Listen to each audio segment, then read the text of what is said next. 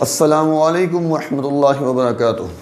हम बात करेंगे आज की वीडियो में इंटर हैलोजन कंपाउंड्स और आयन की शेप के बारे में।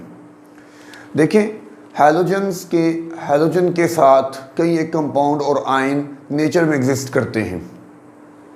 इसमें जब हम इसकी शेप की बात करते हैं तो हमें ये मद्दे नज़र रखना पड़ता है कि जो सेंट्रल एटम होता है वो हमेशा लार्जर हैलोजन एटम होता है और उसके सराउंडिंग जो एटम्स होते हैं, हैलोजन एटम्स होते हैं, वो उस सेंट्रल एटम से स्मॉलर साइज़ के होते हैं। मिसाल के तौर पर हम कह सकते हैं कि IF3 एग्जिस्ट करता है, हम कह सकते हैं कि BrCl5 एग्जिस्ट करता है, हम कह सकते हैं ClF7 एग्जिस्ट करता है। लेकिन इसके अपोजिट अगर हम बात करेंगे कि जिसमें सेंट्रल एटम को हम स्मॉलर एटम रखें और बॉन्डेड एटम को लार्जर एटम रखेंगे, तो ऐसे इंटर हैलोजन कंपाउंड्स या आयंस एग्जिस्ट नहीं करते। तो ये बात तो अच्छी तरह याद रख लेनी चाहिए।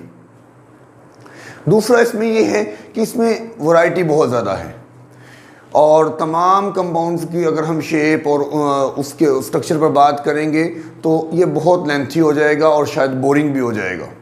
तो हम ऐसा करते हैं कि हम सिर्फ और सिर्फ आयोडीन और क्लोरीन को लेकर या आयोडीन और फ्लोरीन को लेकर चलते हैं और देखते हैं कि वहाँ पे कौन कौन सी डिफरेंट पॉसिबिलिटीज़ हैं, आयंस की भी और कंपाउंड्स की भी। तो सबसे सिंपल से शुरू करते हैं। सबसे सिंपल जो यहाँ पे चीज़ पॉसिबल है वो ICl2 पॉजिटिव और ICl2 नेगेटिव, यानी ये आयंस हैं जो सबसे सिंपल से स्टार्ट होते हैं।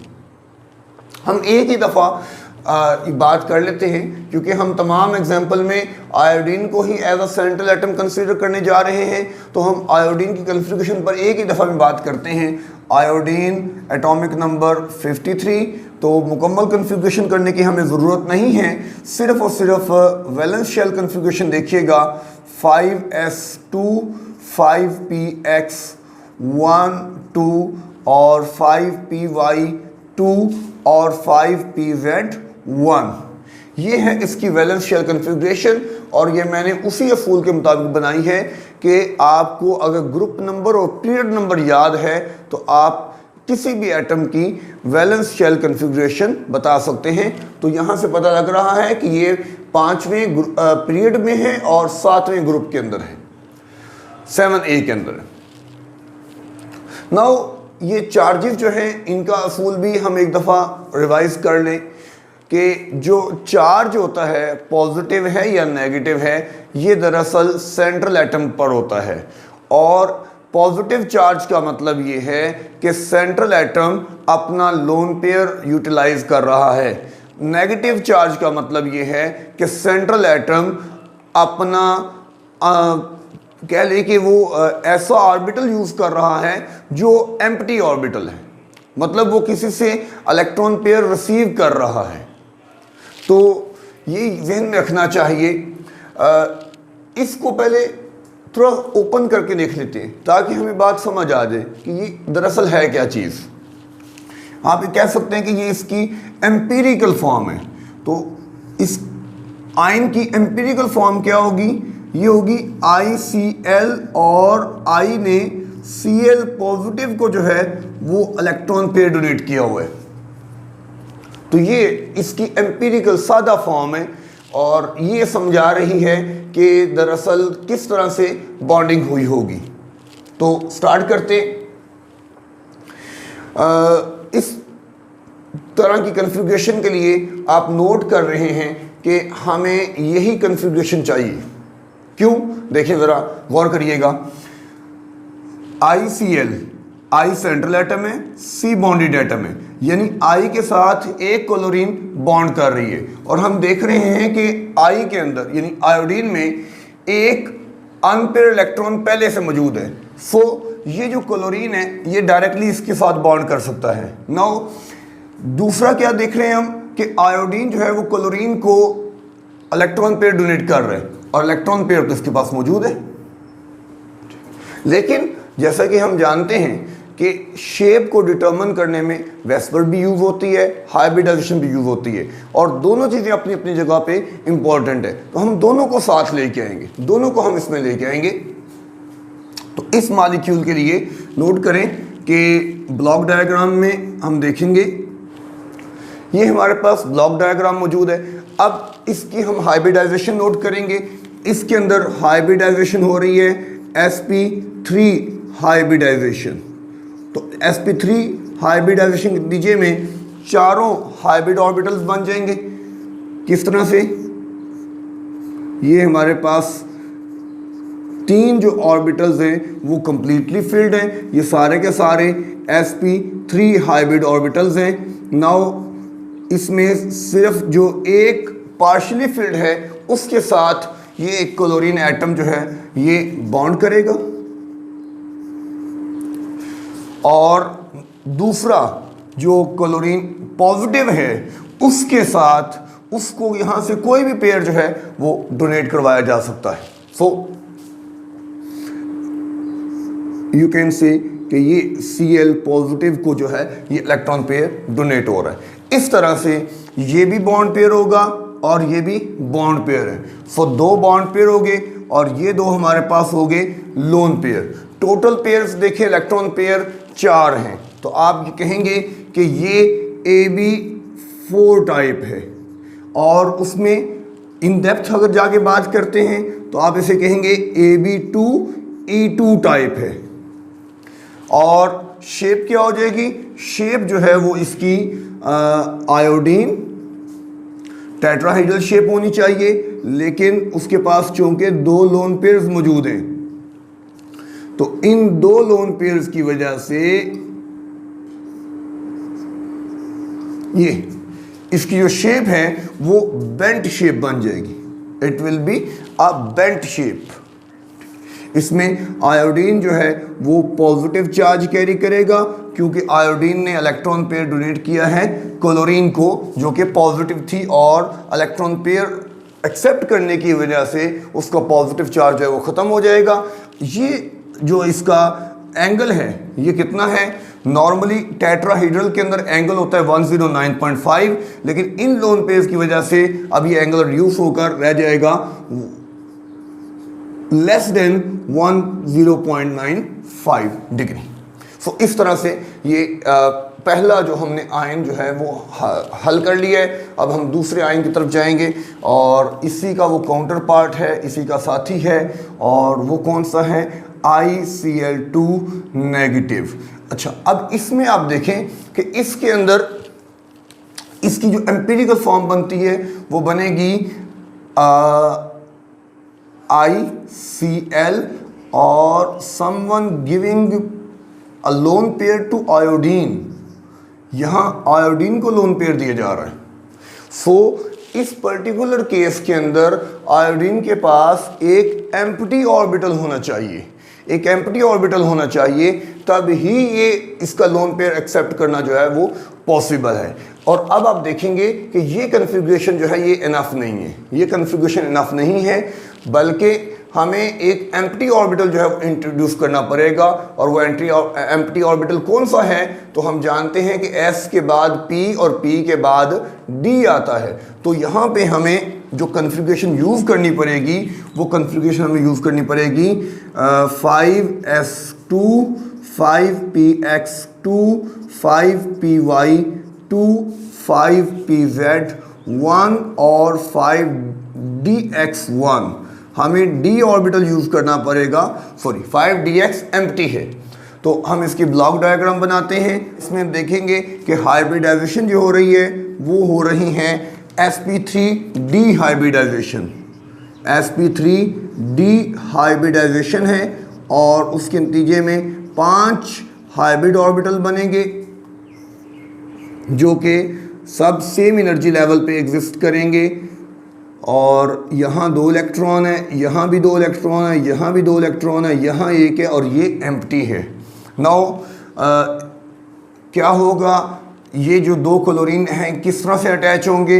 एक क्लोरीन जो सिंगल बॉन्ड कर रहा है वो तो सिंपली इसके साथ बॉन्ड करेगा और दूसरा क्लोरीन जो कि लोन पेयर डोनेट कर रहा है, तो लोन पेयर वो डोनेट कहाँ करेगा, वो यहाँ लोन पेयर डोनेट करेगा। सो इस तरह से ये दो क्लोरीन जो है वो अटैच हो जाएंगे। एक सिंपल क्लोरीन है, एटम है, दूसरा क्लोराइड आयन है, और ये दोनों जो है ये हमारे पास बॉन्ड पेयर होंगे और ये हमारे पास तीनों जो है ये लोन पेयर होंगे। सो ये टाइप अकॉर्डिंग टू वेस्पर आप इस टाइप को कहेंगे AB5 टाइप, क्योंकि 5 यहाँ पे इलेक्ट्रॉन पेयर्स हैं, और अगर आप इसमें डिटेल में बात करते हैं तो आप कहेंगे AB2E3 टाइप, AB2E3 टाइप।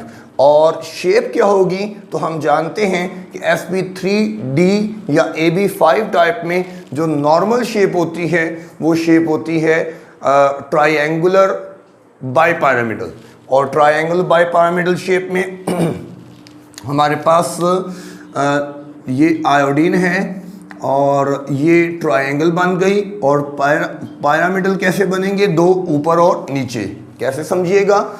ये अगर आयोडीन सेंटर में आप इसे कंसीडर करें और एक क्लोरीन यहाँ, एक क्लोरीन यहाँ, एक क्लोरीन यहाँ, जस्ट फॉर एग्जांपल कि अगर 5 क्लोरीन अटैच हैं तो ये ट्रायंगल बन जाएगी, एक क्लोरीन ऊपर और एक नीचे, तो ऊपर भी एक पिरामिड बन जाएगा और नीचे भी एक पिरामिड बन जाएगा। सो ट्रायंगुलर बाई पिरामिडल नहीं।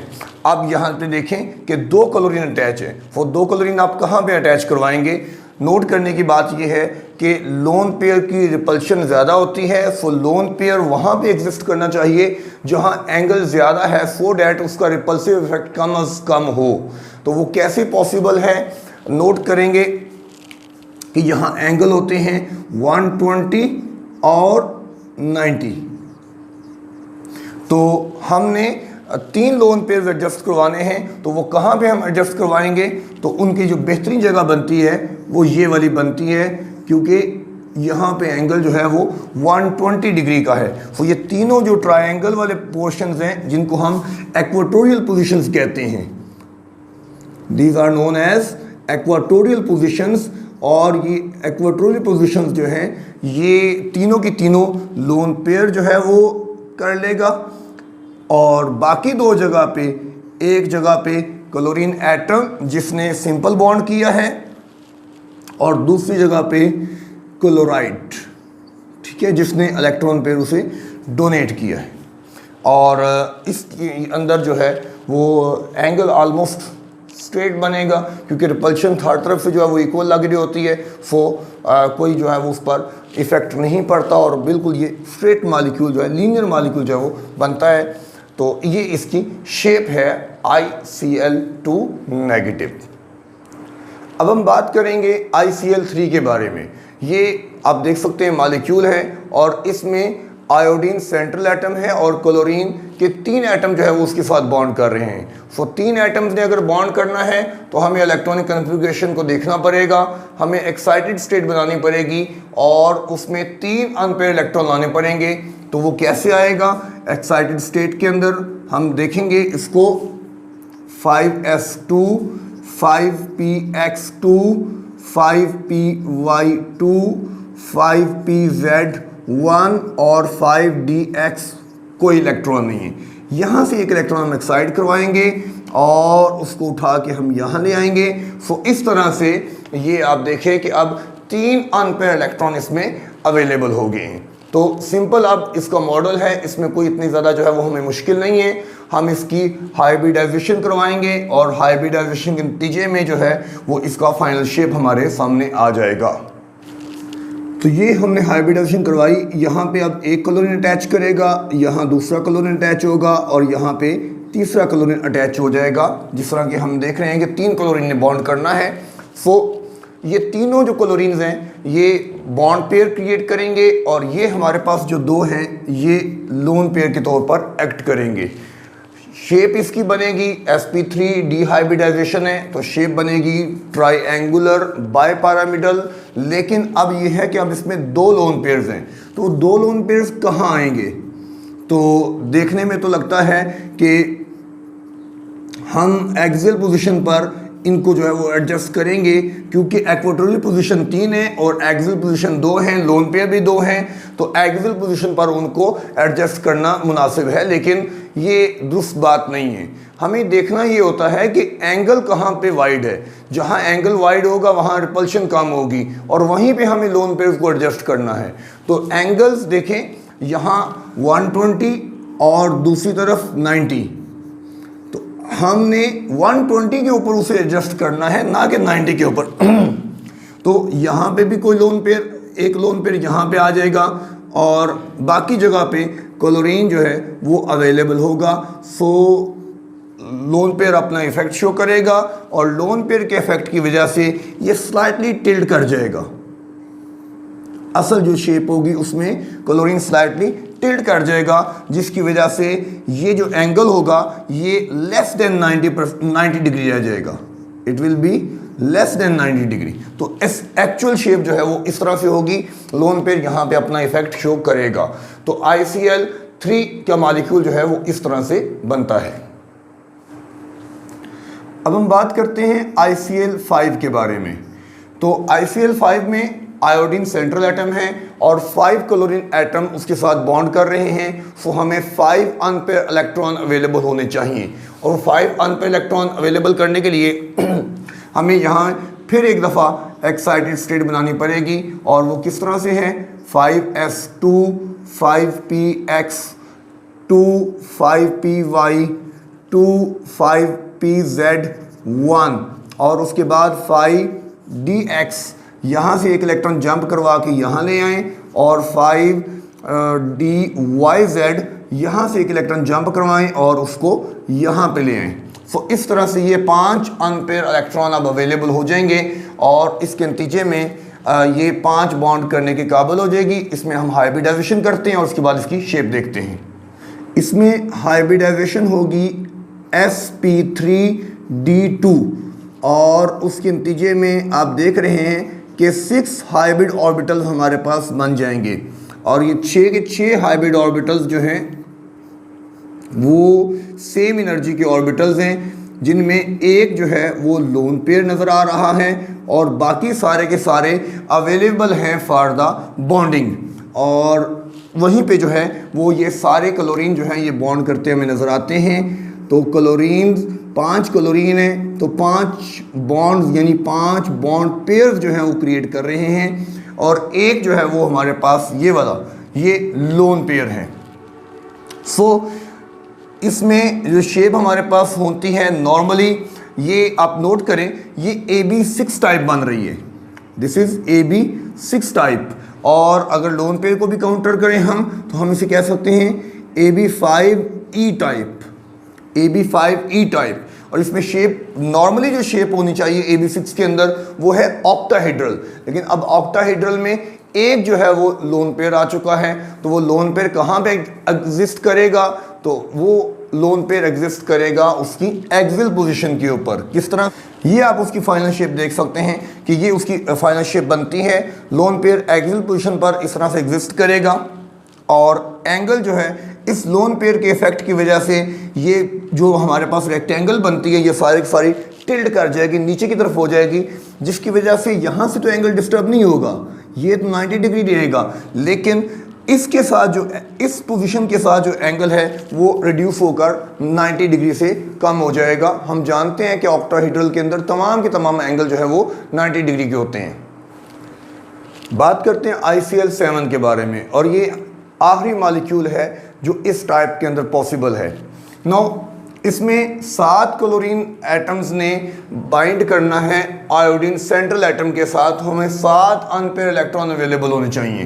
तो एक्साइटेड स्टेट हमारे पास जो बनेगी वो आएगी 5s 5px 5py 5pz 5dxy 5dyz और 5dzx। सो यहाँ से एक इलेक्ट्रॉन जंप करके आप कह दें कि यहाँ आ जाएगा, यहाँ से एक इलेक्ट्रॉन जंप करके यहाँ आ जाएगा, यहाँ से इलेक्ट्रॉन जंप करके यहाँ आ जाएगा, और इसके पास तो मौजूद ही एक था। तो इस तरह ये 7 अनपेयर इलेक्ट्रॉन जो है ये हमें अवेलेबल हो जाएंगे। इसमें हाइब्रिडाइजेशन हो जाएगी sp3d3 हाइब्रिडाइजेशन। इस तरह से हमारे पास sp3d3 हाइब्रिडाइजेशन नतीजे में 7 जो है वो बॉन्ड पेयर्स बन जाएंगे। इनमें कोई भी लोन पेयर एग्जिस्ट नहीं कर रहा और वेस्पर्ड के अकॉर्डिंगली ये टाइप हो जाएगी AB7 type with no lone pair. इसमें कोई लोन पेयर एग्जिस्ट नहीं करता और शेप इसकी आएगी पेंटागोनल बाईपैरामिडल, पेंटागोनल बाईपैरामिडल, जिसमें आपने इसको जैसे आपने ट्रायंगुलर बाईपैरामिडल देखा है उसी तरह इसको देखेंगे कि एक ट्रायंगल है और उसके नीचे ऊपर नीचे पिरामिड बना हुआ है। इसी तरह यहाँ पेंटागन बनी हुई, पेंटागन मतलब 5 कोने, तो 5 एटम जो हैं वो एक ही प्लेन के अंदर एग्जिस्ट करेंगे और छठा ऊपर और 7वां नीचे। इस तरह से ये इसकी जो है वो स्कीम बनेगी।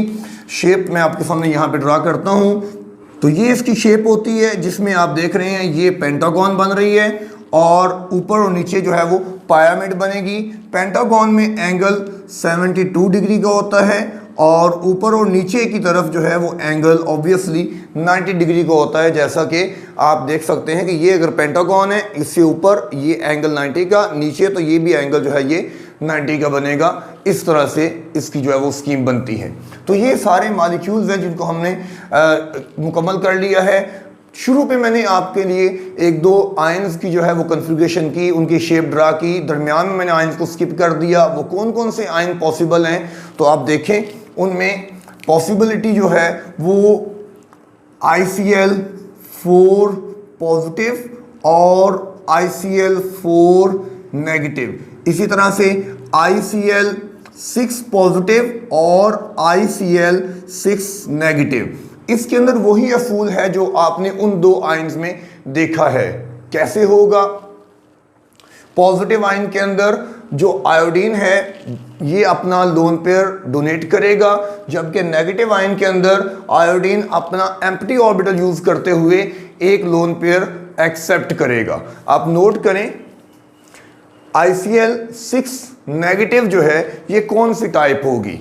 ये यही टाइप होगी आपके सामने वाली, लेकिन इसमें एक लोन पेयर भी एग्जिस्ट करेगा, ठीक है, क्योंकि आयोडीन ने अपना एक जो है वो एम्प्टी ऑर्बिटल यूज करना है। सो एम्प्टी ऑर्बिटल वो यूज करेगी तो एक उसके पास लोन पेयर बन जाएगा। तो आप इस तमाम को जो है वो ट्राई करें। अगर इसमें भी मुश्किल आती है तो आप मुझे इसके बारे में ज़रूर कमेंट सेक्शन में बताइएगा ताकि मैं उस मुश्किल को भी आपके लिए हल करूं। चैनल को अगर आपने अभी तक सब्सक्राइब नहीं किया तो इसको सब्सक्राइब करें, वीडियो को लाइक और शेयर करते रहें। अल्लाह हाफिज़।